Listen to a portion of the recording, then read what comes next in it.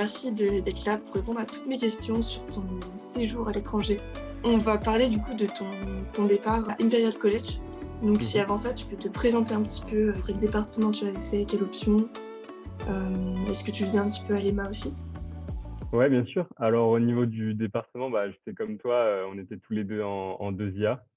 Donc pendant juste une année de mon côté, avant de partir en double diplôme et au niveau de l'EMA, qu'est-ce que je faisais? En première année, on avait essayé de s'investir, mais c'était un peu, le covid. Donc il y avait quand même des assos qui tournaient en interne au niveau de l'AME avec, Ticket Zanaka. Et sinon, on va dire en termes, d'assauts importantes, ou du moins là où j'avais vraiment un rôle, plus que com, c'était, Imavisual, donc avec toi aussi et le BDS pendant un an. Voilà, j'étais pas mal investi dans ces assos et après sinon j'étais, dans l'équipe de hand, en tant que gardien. Voilà.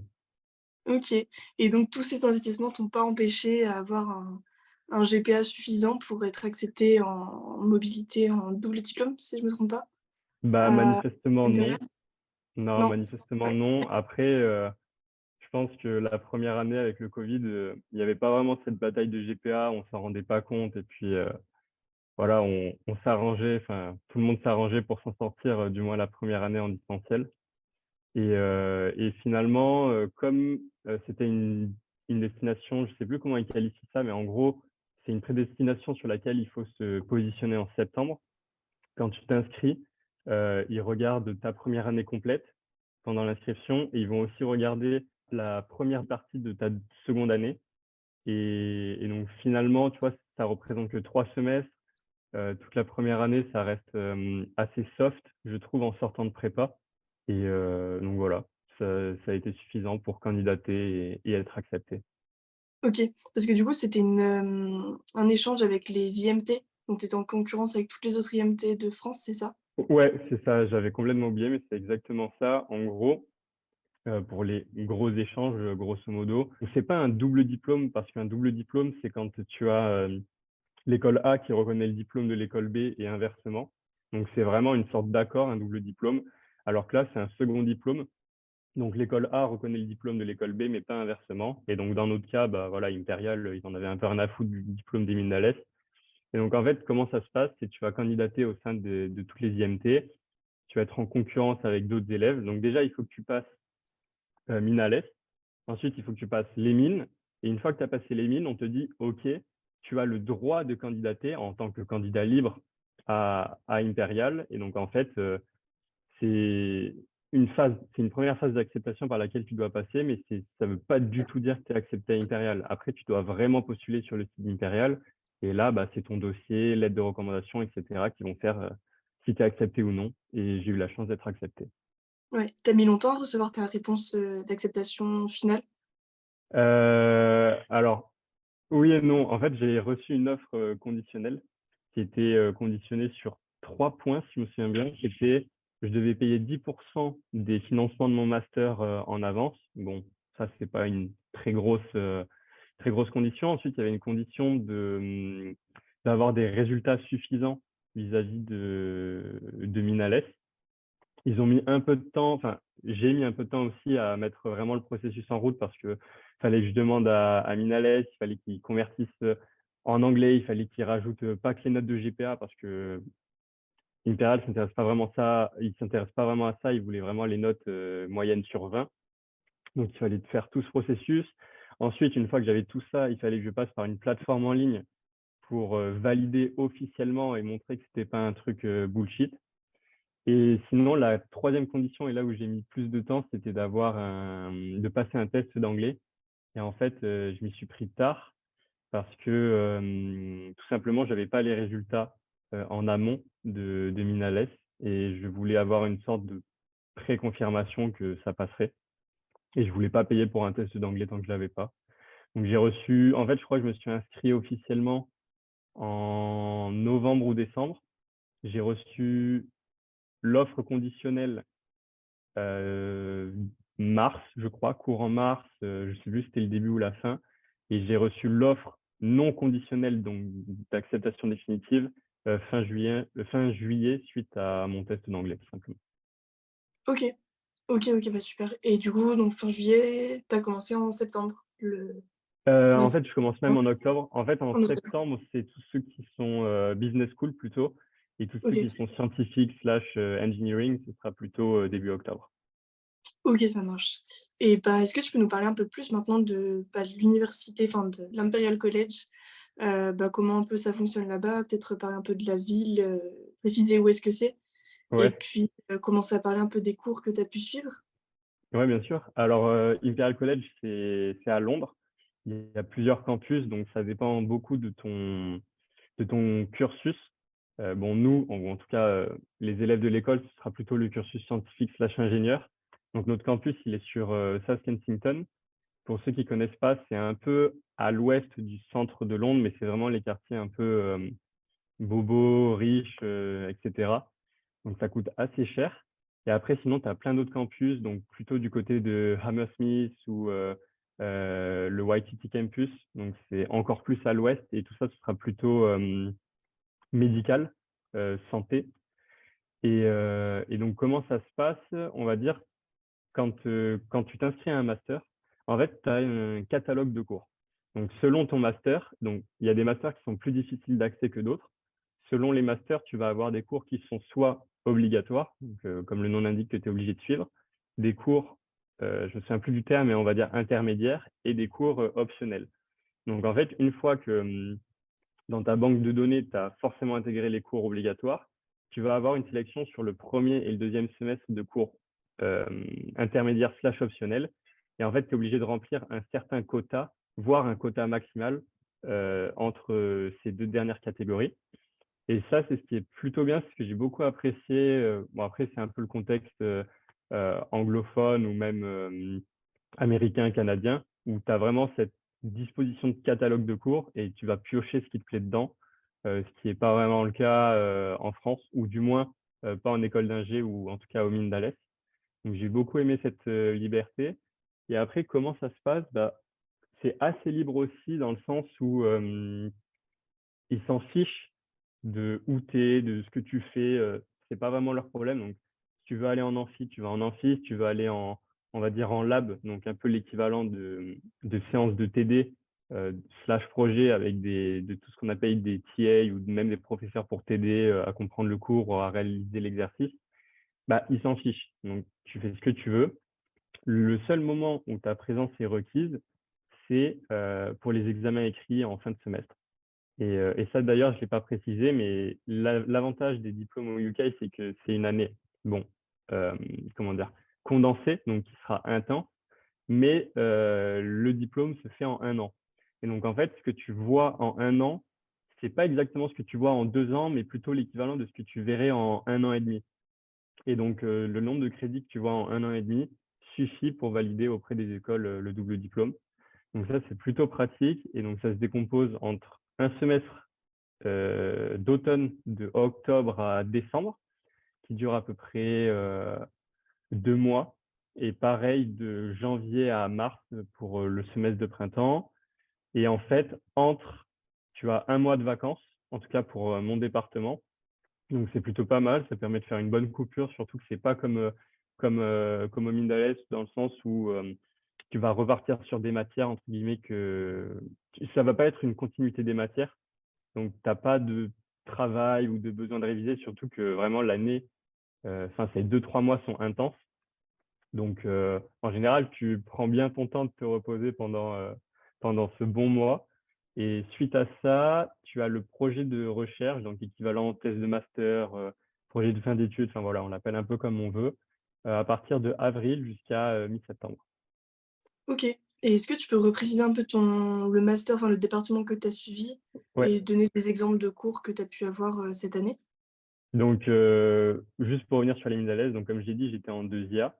Et vis-à-vis du département, ils étaient assez libres, donc il fallait que ça reste quand même dans l'informatique. Bon, moi, de toute façon, c'est ce qui me plaisait, mais si jamais ça vous intéresse, sachez que c'est une discussion que vous pouvez avoir. Si vous êtes en informatique et que voilà, vous essayez un peu de vous orienter, par exemple, en supply chain ou quoi, je pense que vous pouvez vraiment avoir cette discussion avec Sylvie Ranouez. Et je me suis dirigé vers quel master? Donc, je me suis dirigé vers le département informatique. Et dans le département informatique, tu as 8 catégories de master. Et j'ai été accepté au master MSc Computing, AI and Machine Learning. Et donc, de mémoire, je crois que c'était le plus difficile d'accès, ou en tout cas là où il y avait le taux d'acceptation le plus faible, avec un grand nombre d'applicants. Et en fait, ce qui était pas mal, c'est que le seul cours que j'avais d'obligatoire, c'était les maths pour machine learning, parce que le master que j'ai pris est vraiment orienté plus recherche. Bon, après, ça veut rien dire parce que justement, tu as un catalogue de cours, donc c'est un peu toi qui le fais à ta sauce. Mais voilà, donc j'étais assez libre au niveau des cours. Et je me suis plutôt orienté vers tout ce qui était machine learning, deep learning, computer vision, NLP. Après, j'ai pris pas mal de cours de reinforcement et robot learning, et aussi des cours axés finance, finance informatique, mathématiques, parce que c'est une option professionnelle que j'envisage et j'avais ça à disposition, donc c'était vraiment pas mal. Mais par exemple, je sais qu'à Alès, on n'a pas du tout cette filière, sauf peut-être un peu en tant qu'alternant. Ils veulent peut-être amener ça, mais je pense pas que ça se fasse d'ici les prochaines années. Donc, si vous êtes vachement intéressé par tout ce qui est cybersécurité, etc., bah, c'est une possibilité qui est Impérial. Et donc, moi, j'ai pris mes cours plutôt machine deep learning, comme je viens de le dire, mais il y a aussi tout ce qui est cybersécurité, cryptographie, enfin voilà. Donc, vous avez vraiment un large panel de cours à disposition. Et le mieux, c'est tout simplement que vous vous renseigniez sur Internet et que vous regardiez les catalogues et les cours à disposition. OK. Et du coup, en dehors de tous ces cours, qui avaient l'air assez intenses, est-ce que tu as Ouais. eu quand même du temps libre et qu'est-ce que tu as pu faire pendant ce temps libre? Ouais, alors effectivement, c'est assez intense et je me mettais beaucoup de pression. Je pense pas tant par rapport aux examens, enfin, c'était plutôt une conséquence, mais c'est plus sur l'aspect financier. Ça, c'est quelque chose à prendre en compte. Voilà, je sais que je me suis endetté sur 10 ans, que j'ai pas forcément de backup pour voilà, s'il m'arrive une galère ou quoi. Donc, c'est quelque chose qui me restait tout au long de l'année. Donc, je m'étais mis pas mal de pression, on va dire, que ce soit sur les examens de fin d'année ou les coursework, parce que les seuls trucs qui comptent dans ton diplôme, en tout cas en termes de notation, c'est les examens écrits et ce qu'on appelle les coursework. Donc, c'est des projets assez larges, assez gros. Et, euh, et comme ils s'enchaînaient pas mal, j'étais pas mal au travail, mais sinon, je trouvais beaucoup de temps pour continuer le hand. On avait une bonne équipe, on a participé à des tournois, notamment internationaux. Donc, c'était plutôt sympa. Après, c'était pas comme à Alès, on n'avait pas deux, trois entraînements par semaine. On avait un entraînement de jeu le jeudi et un entraînement de physique le mardi. Donc, c'était peut-être pas aussi intense, on va dire, en termes de sport. Et, euh, et sinon, ouais, bien sûr, le week-end, toujours le temps pour sortir, voir des potes, soit se balader, aller en soirée. Donc, je pense que ça, ce sera pas un vrai problème euh, pour. Enfin, après, je pense que, entre guillemets, je m'en sortais bien en amont, donc ça m'a aidé. Mais je pense pas que ce soit un souci. Si on s'organise bien et qu'on n'est pas trop dépassé par les cours, c'est sûr que si on prend que des nouveaux cours très vénères en termes de maths théoriques et que ça fait 2 ans au mine d'Alès, on n'en a pas fait, bah, je pense que ce serait un petit peu plus compliqué. Mais enfin voilà, c'est à doser selon chacun. Et j'avais quand même le temps de sortir, de profiter et de faire du sport. Donc c'était cool. OK, bah, ça va, ouais. Et du coup, tu as pu rencontrer peut-être d'autres élèves internationaux comme toi ou d'autres, Ouais. des Londoniens, enfin des Anglais peut-être? Ouais, alors justement, je m'attendais à rencontrer beaucoup d'anglais. Et en fait, Londres, c'est quelque chose que j'aime beaucoup. C'est hyper international. Et si on reste sur le campus, en fait, c'est tellement international que des purs anglais, j'en connais pas tellement. En fait, je connais beaucoup bon, évidemment de français, mais il y a aussi beaucoup d'asiatiques et d'indiens. Je crois qu'en fait, je sais plus si la première, entre guillemets, population, c'est soit les Asiatiques, soit les Français. C'est l'un ou l'autre. Et le deuxième, c'est l'autre, entre guillemets. Ensuite, c'est les Indiens et il y a beaucoup côté espagnol aussi, espagnol-Italie. Donc, ça fait beaucoup de monde. C'est très sympa de rencontrer plein de cultures, tout simplement. Je sais que ça, c'est un truc que je kiffe beaucoup. Mais par contre, des Anglais purs, j'en connais je sais pas, deux, trois. Et encore, j'étends à l'Écosse, tu vois, pas juste anglais, genre de Londres ou. Enfin, voilà quoi. Ouais, et tu parlais déjà bien anglais, avant de venir? Ou est-ce que ça t'a aidé aussi à être plus à l'aise, peut-être à l'oral? Bien, je me considère pas comme bilingue. J'ai dû passer un test, donc voilà, ça teste quand même une partie de mes compétences. Je pense que j'ai pas de problème pour écrire écrire et lire. Et après, je pense que voilà, en tant que Français, avec l'accent français, etc., on se sent pas forcément, enfin, je sais pas comment dire, mais on se sent un petit peu peut-être gêné parfois vis-à-vis de notre accent. Parce qu'au début, on se dit, ouais, on parle bien à l'école et on se rend pas compte puisqu'en fait, on parle, on va dire à 95% qu'avec des Français qui ont le même accent que nous. Et en fait, quand tu arrives sur Londres, que ce soit pour, je sais pas moi, demander ton chemin ou les transports ou peu importe, c'est là tu te rends compte que c'est pas la même chose. Là, tu te rends compte vraiment qu'il y a entre guillemets un autre niveau.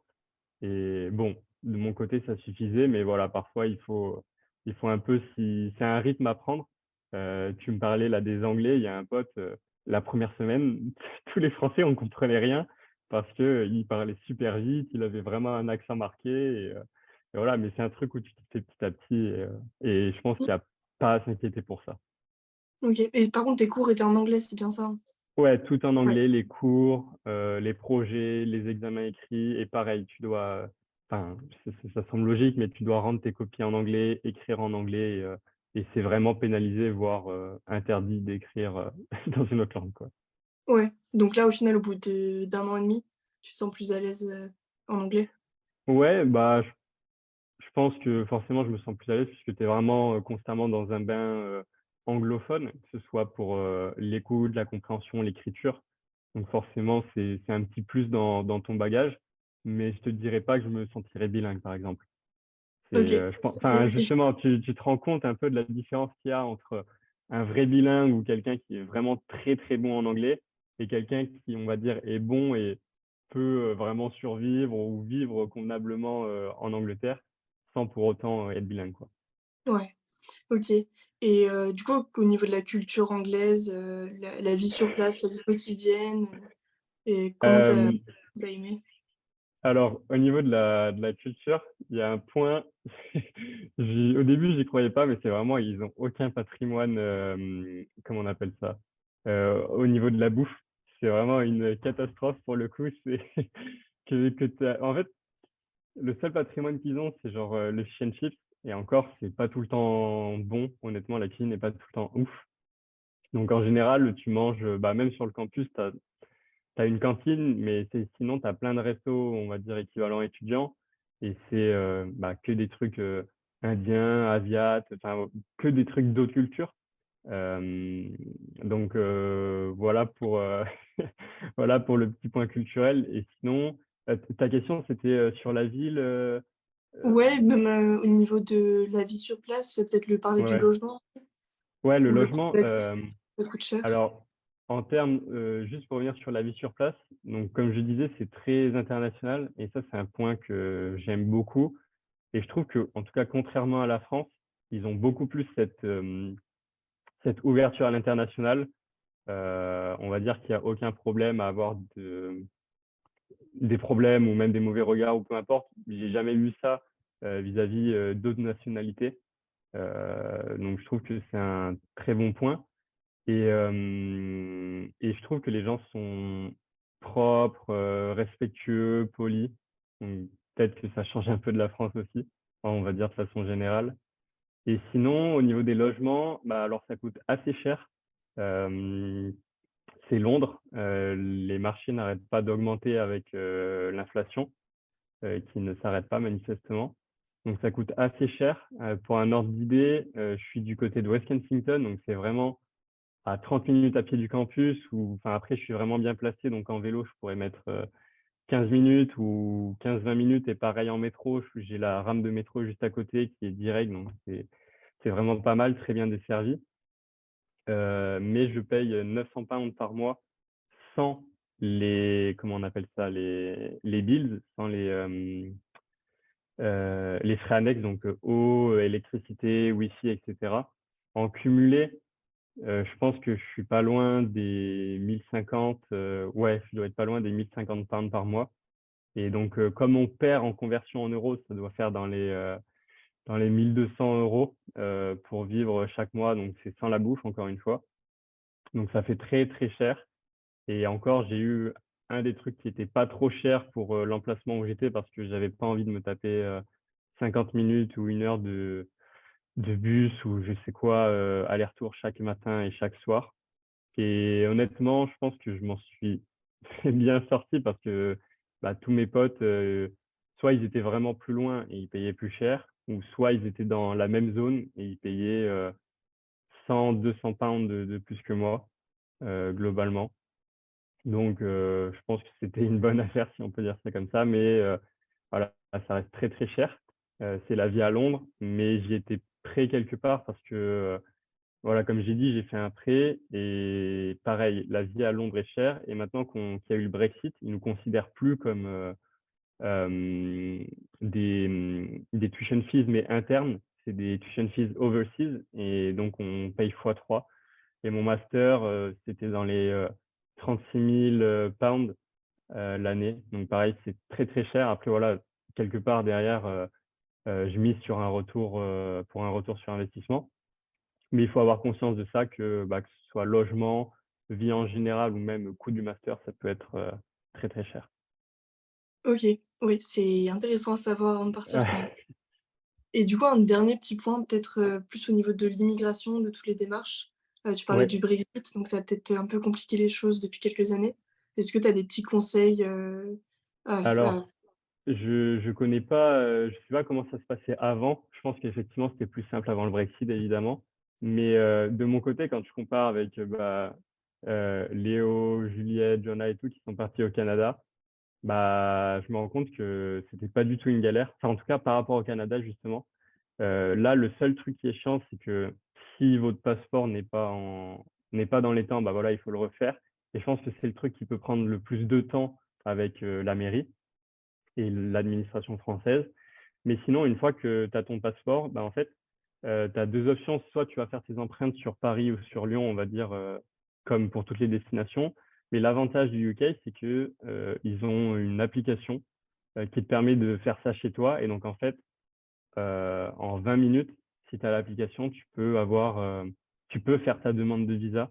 Donc ça, c'est très, très pratique et ça t'évite de bouger justement sur Lyon ou sur Paris. Donc, c'est vraiment pas mal.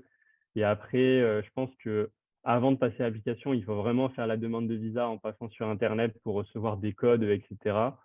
Et ça, je pense que si tu lis les papiers sur Internet et la démarche de toute façon et que tu te concentres, je pense qu'en une demi-journée, tu peux faire ta demande proprement. Moi, je sais que ça m'avait pris un jour parce que je voulais pas dédier une journée complète et j'étais pas totalement concentré. Voilà, j'étais en stage, mais ça se fait assez rapidement. OK, donc globalement ça va. Ouais. Par contre, Bah il faut recevoir une confirmation du fait que tu sois accepté en études à Impérial. Donc, tu peux pas faire ta demande de visa logiquement sans être pris officiellement. OK, ouais, faut faire ça dans l'ordre. Ouais, ouais, ouais.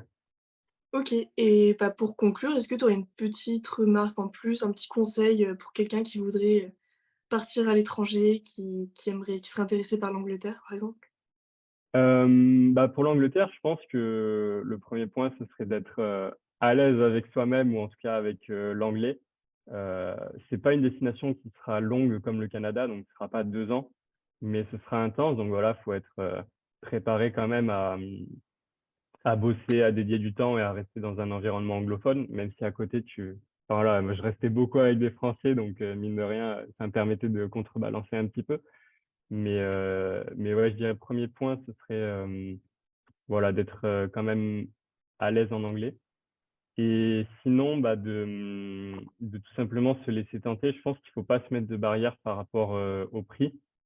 Euh, pour parler un peu plus de moi, voilà, je suis boursier et je suis loin d'avoir des 1000 et des cents. Comme j'ai dit, je me suis mis pas mal de pression financière pour être accepté. Mais je pense que si vous discutez bah, avec votre banque ou peut-être des organismes pour avoir des bourses, etc., je pense que ça peut très bien se faire. Donc, il ne faudrait pas que vous vous laissiez bloquer, on va dire, par l'aspect financier. Et sinon, bah, tout simplement de se renseigner sur les cours, de voir tout ce qui pourrait être intéressant. Et derrière, je pense que c'est d'autant plus intéressant si vous voulez rester à l'international. Je pense notamment des pays anglophones ou qui parlent l'anglais ou l'Amérique tout simplement. Parce que, on va dire par rapport à la France, c'est là où les salaires sont les plus importants. Et d'avoir, on va dire, cette case de validation d'Imperial, que ce soit par l'aspect international, le prestige de l'école ou même le fait que voilà, pendant 1 an, c'est tout le temps en anglais, on va dire que tu passes mieux les screening process. On va plus te demander ouais, tu parler anglais, il le compte d'office. Donc je trouve que l'école a quand même beaucoup d'avantages in fine.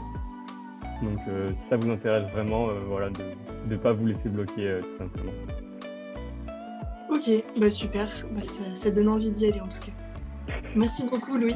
Merci à toi.